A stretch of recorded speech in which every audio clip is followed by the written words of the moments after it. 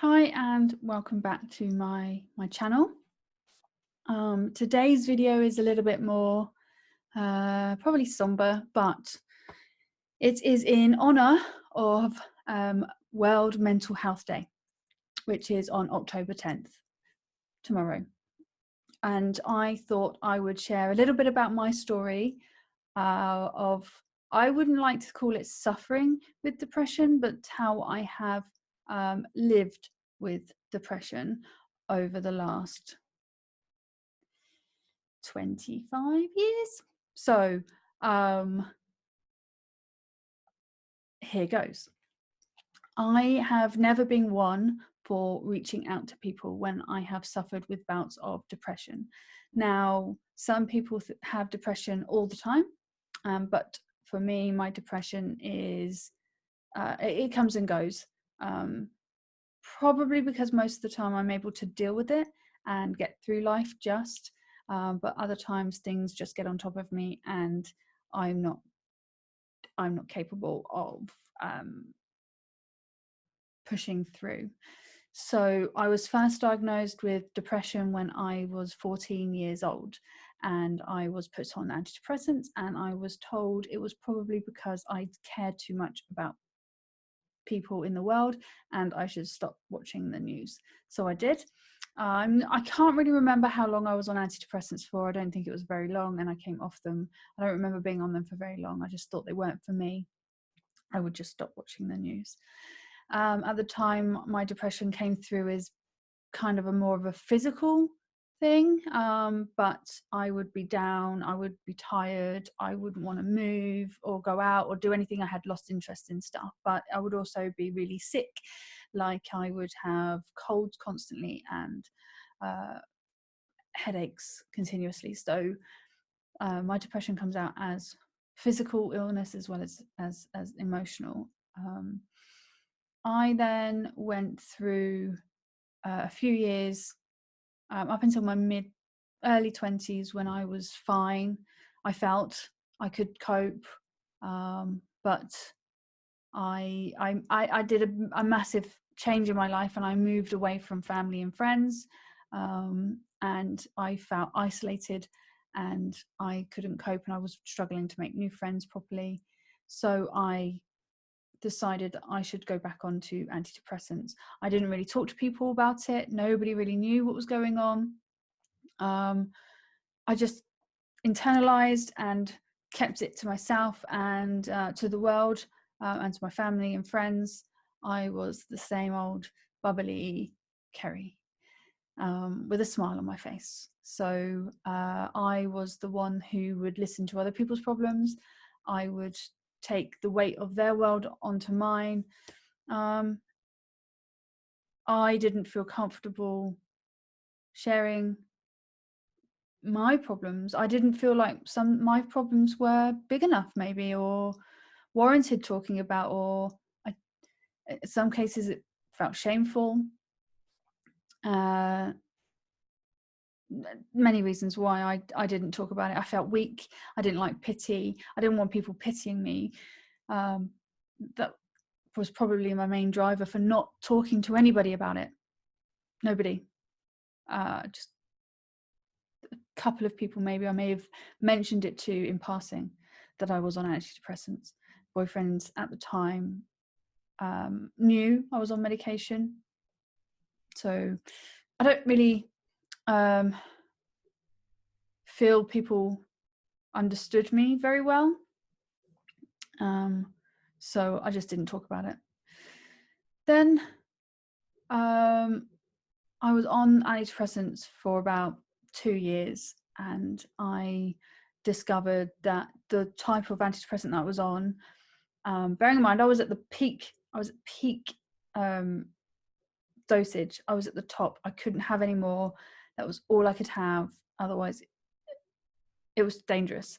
It came out in the news that what I was on had really high suicide rates. So I took the conscious decision that I needed to come off them, and quick. So I went cold turkey. Don't do that. It was a bad idea. At the time, at that time, antidepressants were very addictive, like any drug, and going cold turkey was horrendous. It gave me heart palpitations, gave me headache, gave me sweats. I felt ill and sick all the time. So I had to go back on the antidepressants, which I hated, and I had to wean myself off very, very slowly through liquid form, and that took about 6 months to a year to do. Yeah, so that was awesome. Then I went through life and I tried to be everyone's mentor. I tried to be everything to everyone. And I think that took its toll on me. And then I had my own issues, had health issues, which if you've watched some of my other videos, you've noticed. But I also have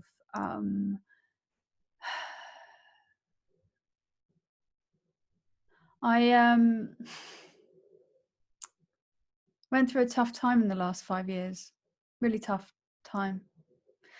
And I should have reached out to people beforehand. Maybe people should have reached in. I don't know. Maybe I hid it too well. I definitely didn't talk about what was going on in my life to anybody, apart from my husband at the time. And I think he may have lost interest or sympathy or empathy for my situation. So basically, we were trying to have a child, and I ended up having 4 miscarriages in the space of 2 years. And that obviously takes a toll on you, not just physically, but mentally. And I spoke to no one.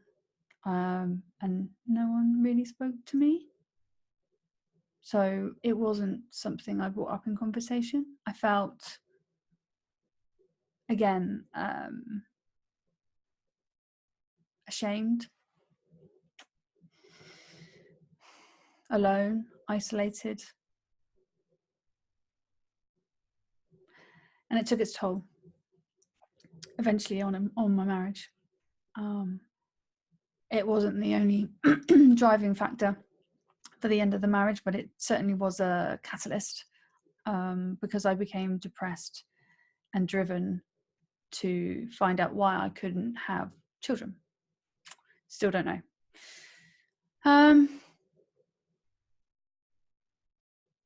And then last year, my husband decided the marriage game wasn't for him anymore. And we tried to work it out, but it was difficult because I was still healing from being told that I may never be able to have children again, ever, not again. I mean, I had pregnancies, but no children. And that they couldn't find out why that was the case. And then to discover that my husband had checked out of the marriage, and it just rocked my world to the point where I think I may have had a slight nervous breakdown last year. Yeah, I was angry, depressed. I switched my focus from finding out why I couldn't have children to trying to save my marriage. And I obviously failed, but it was a whole learning curve for me. I went on a self-discovery. I vowed I was never going to go on antidepressants again because of the trouble I had last time. Again, I didn't talk to anybody. I kept it all internally. I may have spoken to 1 or 2 friends about problems that were going on, but I was very flippant about it. I was, oh, it's be fine, we'll work it out, it's just a blip. But inside I had paranoia, I had anxiety, and this was constant, daily. I was dying inside. but I hid it well, and no one knew, I don't think. And no one approached me about it anyway, so yeah, no one really knew what was going on with me. And then about a year ago, just over a year, I decided that I could not do this by myself anymore. I decided to reach out, and I decided to go to counselling because I wanted to do something different that I'd never done before. And I found that strange to start with. I wasn't used to it, didn't know how to not talk flippantly about my depression or make jokes about it or treat it as if it wasn't really part of me, that it was part of something else. But that was good. I have been able to open up a lot to my counsellor, and I've been seeing him every day, every week for an hour since last year. And I can't imagine never seeing him. It's just a release for me. It really helps. But I think I'd already hit rock bottom by the end of last year, and I'd done a couple of classes on the NHS. I'd listened to audiobooks mainly about saving marriages and stuff, and how to look after myself and put myself first, and be more like I would have been when we first started dating, and more interesting and loving and caring. And I was those things. I did become those things. It was just probably too late, because I still had this anger inside about not being able to have children, about him checking out on me. I felt like he had helped break me, and now he was running. I blamed him. I had resentment towards him, and I still do. I don't think that's going to go away anytime soon. But it got to a point where those things weren't working. I was losing my battle of keeping sane. So I decided that enough was enough and that I needed to go back on medication. So I went on medication towards the end of last year. It was a bit rocky because it was new medication and they give you some side effects, and it was a bit of trial and error to find the one that really worked for me. And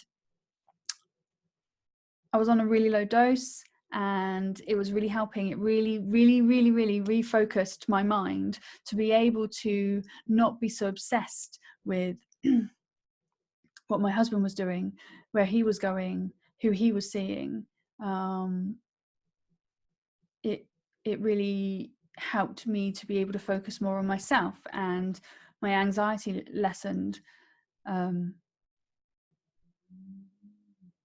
up until March this year.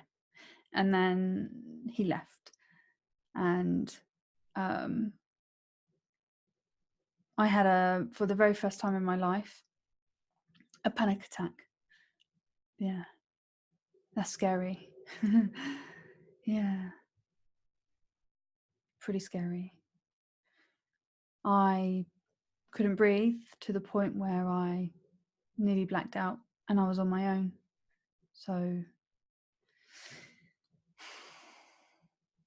I stayed on my antidepressants for another month after that, just to see me through. But then I felt like I was fine without them. I don't know whether that was the right choice or not. Probably wasn't, because my wall was up. I was still depressed. I was still hurt and angry and confused and depressed. But I'd gone back to that point where I'd stopped learning, I'd stopped doing stuff, I'd stopped reaching out. I was still going to counselling, but I'd stopped all the other things. I'd stopped talking to people. I got into a new relationship, and things didn't work out so well for that one either. Probably because my wall was up and I was being defensive and I don't know. When you're depressed, not everybody, but me personally, you do things and you can't explain them. You just do them. My husband said to me once last year that I could control my emotions.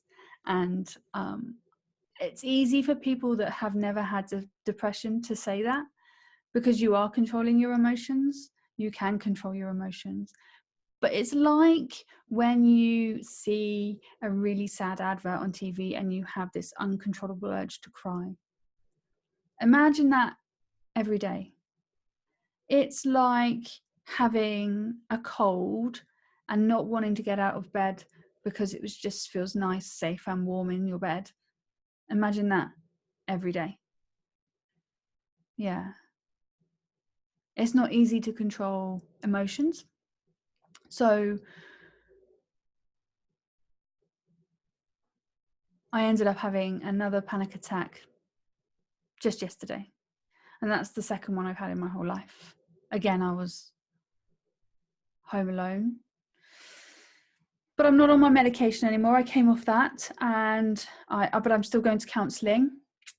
My walls are slowly coming down. I'm starting to reflect on the damage I've done, and I'm not excusing other people's behaviour towards me, and I'm not excusing my behaviour towards them. I'm just, I don't want to be defined by my depression, by my low points in my life. And I've only really had 2 super low points in my life where I've done things that are unthinkable, that are out of character, out of norm. And I don't want people to think that that's who I am. It's not who I am. So I am trying not to think about the future, trying my hardest to live in the moment and enjoy myself while I'm still here, because as anybody knows, life is fleeting. So, but life also gets in the way.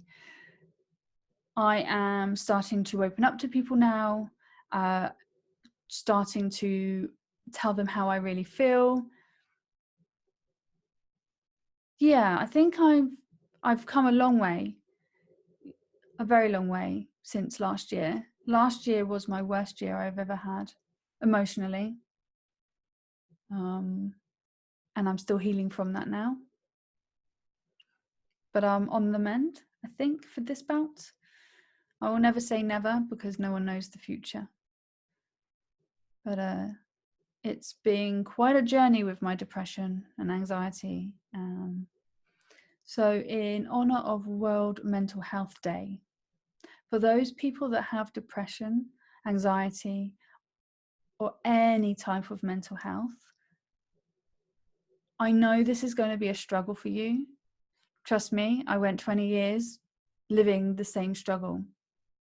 But you really do need to open up to someone, reach out to somebody. And for those people that are close to others that you might suspect has something wrong, or you need to reach into them. You need to approach them. Don't avoid them. Be a shoulder for them to cry on. Don't try and fix their issues. They don't want you to fix them. I didn't want anyone to fix my issues. That's why I didn't talk to anybody. I just wanted somebody to talk to, who would listen to me and not even tell me everything's going to be okay, because I can't stand that. But just someone to be there and give me a hug.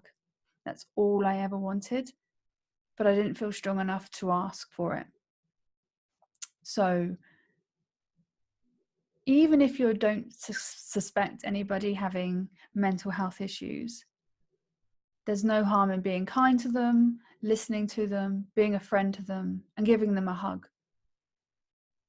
One simple hug goes a really long way with anybody.